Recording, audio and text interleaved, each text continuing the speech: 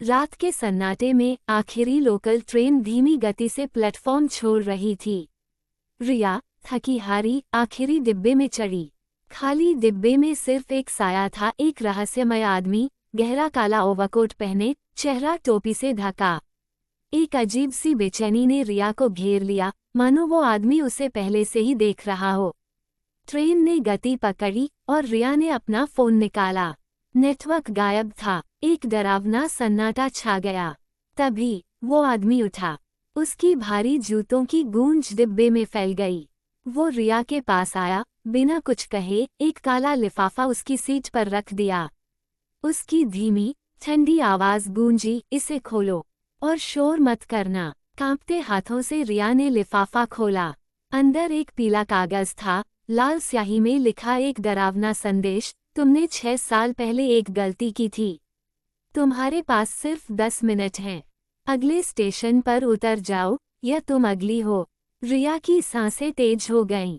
6 साल पहले कौन सी गलती? तभी उसे अपने सीने पर एक लाल रोशनी का बिंदु दिखा, एक बंदूक का निशाना, सीधा उसके दिल पर। ट्रेन की बत्तियां बुझ गईं और अंधेरे में एक धीमी हंसी गूंजी। अतीत की धुंधली यादें ताज़ा हो गईं। वाराणसी का एक पुराना पुस्तकालय 2019।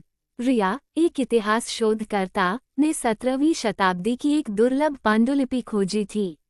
एक ऐसा रहस्य जिसे कोई समझ नहीं पाया था। लालच में उसने वो पांडुलिपि एक रहस्यमय विदेशी शोधकर्ता को बेच दी थी। एक खतरनाक रहस्य जो अब जाग उठा था। ट्रेन की बत्तियां लौटी, डिब्बा खाली था, लेकिन सीट पर एक जला हुआ दस्तावेज था, पांडुलिपि का एक हिस्सा खून से सना हुआ। तुमने इसे गलत हाथों में सौंप दिया। अब तुम्हें जवाब देना होगा। अगला स्टेशन वाराणसी, जहां से सब शुरू हुआ था। रिया के रोंगटे खड़े हो गए। स्टेशन पर एक गेरुआ वस्त्रों में बूढ़ा साधु उसे घूर रहा था। तुम्हें यहाँ आना ही था, उसने कहा। जो तुमने बेचा वो एक शाप था। पांडुलिपि शापित थी, एक अमरता का रहस्य जिसे रिया ने मुक्त कर दिया था। वो आदमी कौन था? रिया ने पूछा। एडम स्मिथ, साधु ने जवाब दिया। 1896 में मारा गया। रिया की रीढ़ में ठंडी लहर दौड़ गई। लेकिन मैंने उसे 6 साल पहले देखा था। वो आदमी मर नहीं सकता, साधु ने कहा।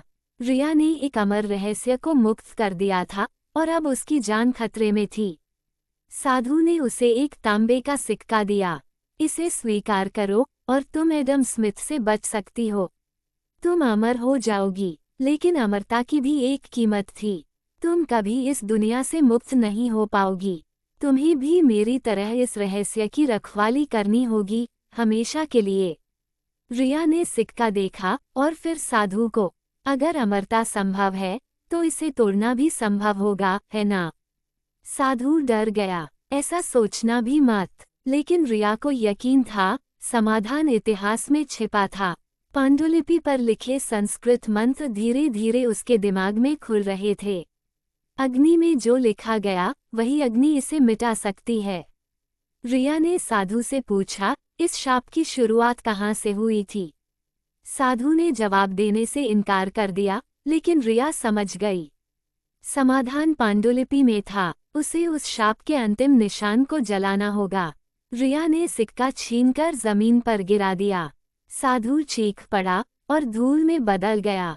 रिया ने महसूस किया कि उसका शरीर हल्का हो रहा है, दिमाग में उठ रही आवाजें शांत हो गईं। वो शाप से मुक्त हो गई थी।